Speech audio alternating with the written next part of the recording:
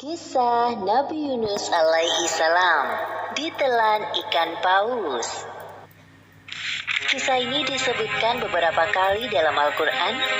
Salah satunya surat Asy-Syaffat ayat 139 hingga 148. Diceritakan bahwa Nabi Yunus alaihi salam merasa putus asa berdakwah kepada kaumnya yang keras kepala. Setelah hampir puluhan tahun berdakwah, hanya sedikit yang mau menjadi pengikutnya. Akhirnya beliau pun meninggalkan kaumnya dengan perasaan marah sekaligus sedih. Allah Subhanahu wa Ta'ala mengutus Nabi Yunus untuk berdakwah kepada suatu kaum di Ninawa, negeri yang terletak di daerah Mosul, Irak. Hampir seluruh penduduk Ninawa masih mewarisi tradisi nenek moyang mereka, yaitu menyembah berhala. Kaum Ninawa tidak menyukai kehadiran Nabi Yunus. Menurut mereka, ajakan Nabi Yunus untuk beriman kepada Allah tidak sesuai dengan tradisi mereka. Wahai kaumku, berhentilah menyembah berhala-berhala itu. Sesungguhnya mereka tidak dapat memberi manfaat apapun kepada kalian. Hanya Allah satu-satunya Tuhan yang pantas kalian sembah. Diam saja kau Yunus. Engkau bisa bicara begitu karena memang bukan dari keturunan nenek moyang kami. Iya benar, inilah ajaran turun-temurun dari nenek moyang kami. Sedangkan engkau hanya pendatang di negeri kami yang tidak tahu apa-apa. Pergilah, kami mau beribadah kepada Tuhan yang nyata terlihat, bukan seperti Tuhanmu yang tidak terlihat. Hahaha, kasihan sekali dirimu, wahai Yunus. Nabi Yunus mulai tersulut amarahnya mendengar cemoohan dari kaumnya. Bahkan dengan beraninya mereka menghina Allah. Lanjang sekali kalian berkata seperti itu tentang Allah. Wahai kaum Ninawa, tunggulah sebentar lagi azab akan turun kepada negeri ini. Aku telah berkali-kali memperingatkan kalian. Setelah beberapa tahun berdakwah, pengikut Nabi Yunus hanya sedikit. Berbagai cara telah dilakukan untuk mendekati kaum Ninawa. Namun mereka malah menghina Nabi Yunus. Sampai akhirnya beliau mulai putus asa. Kemarahan dan kekecewaannya bercampur menjadi satu. Kemudian Nabi Yunus mulai berdoa kepada Allah. Ya Allah, ya Tuhanku, hamba sudah tidak tahan lagi menghadapi keras kepalanya kaum Ninawa ini. Sekiranya engkau mengutus hamba untuk berdakwah di tempat lain, hamba bersedia.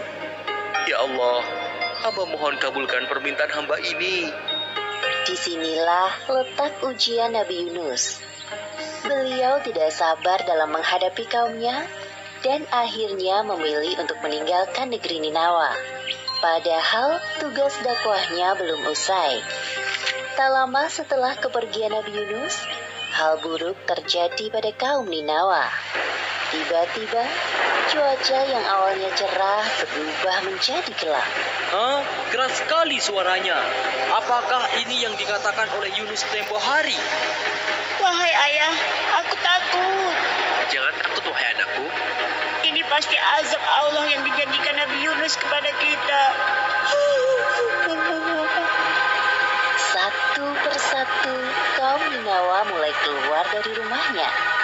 Mereka bersujud dan mulai menyadari akan kesalahannya. Ya Allah, maafkanlah perilaku kami yang tidak mau beriman kepadamu. Kami sudah zalim kepada Yunus, Nabi utusanmu. Ya Allah, ampunilah perbuatan kami. Kami sungguh-sungguh bertaubat kepadamu. Ya Allah. Kemudian Allah tidak jadi menurunkan azab kepada penduduk negeri Ninawa. Seperti yang disebutkan dalam Al-Quran, surat Yunus ayat 98. Ketika mereka, kaum Yunus itu beriman, kami hilangkan dari mereka azab yang menghinakan dalam kehidupan dunia. Dan kami beri kesenangan kepada mereka sampai waktu tertentu. Sementara itu, Nabi Yunus telah berjalan cukup jauh. Sampailah beliau di tepi pantai. Langit sore nampak bersahabat. Terlihat di sana ada kapal yang akan berlayar. Kemudian, Nabi Yunus pun ikut masuk ke dalam rombongan kapal yang akan berlayar itu. Semua orang heran melihat penampakan seorang nabi di dalam kapal. Namun para penumpang tidak berani menyapa Nabi Yunus. Mereka hanya saling berbisik. Nahkoda menggerakkan kapal cukup cepat. Ketika berada di tengah lautan, seketika itu angin bertiup kencang dan menggoyangkan sebagian badan kapal. Sepertinya akan terjadi badai. Lihat, hujan mulai turun. Aduh, bagaimana ini? Kasihan sekali anakku. Maaf, tuan-tuan.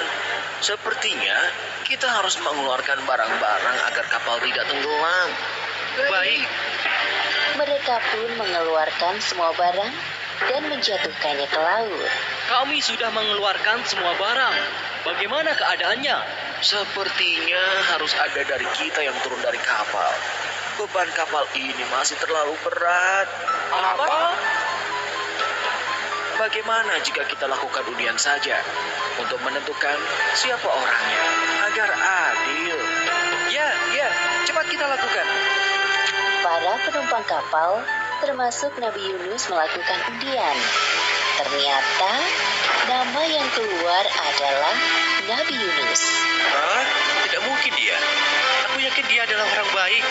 Nabi pula. Bagaimana kalau kita undi lagi saja? Ya, undi saja lagi. Lakukan lagi. Setelah melakukan undian kedua dan ketiga, tetap saja nama yang keluar adalah Nabi Yunus. Melihat kenyataan tersebut, Nabi Yunus pasrah dengan keadaan. Sudahlah tuan-tuan. Tidak perlu dilakukan undian lagi. Aku ikhlas dengan keputusan ini. Aku akan turun ke laut agar kapal ini tidak tenggelam. Insya Allah ini takdirku. Orang-orang melihat Nabi Yunus dengan perasaan tidak rela. Kemudian, Nabi Yunus bersiap untuk turun dari kapal. Beliau menatap ombak yang bergulung-gulung di hadapannya. Ya Allah, mungkin ini balasan bagiku atas sikap pengecut dan tidak sabar menghadapi ujian dakwah dari kaumku. Ampuni aku ya Allah. Demikianlah Nabi Yunus termasuk orang-orang yang kalah dalam undian tersebut, sehingga dilemparkan ke laut. Setelah Nabi Yunus menceburkan diri ke tengah laut, tak lama kemudian muncul seekor ikan paus yang sigap menelan beliau. Nabi Yunus pingsan selama beberapa hari di dalam perut ikan paus. Saat membuka mata, yang Nabi Yunus rasakan adalah kegelapan dalam jiwa dan raganya. Perasaan bersalah kepada Allah selalu menghantuinya. Tubuhnya tidak berdaya karena tidak ada asupan makanan selama berada di dalam perut ikan paus. Kemudian Nabi Yunus dengan segala kekuatannya berdoa kepada Allah.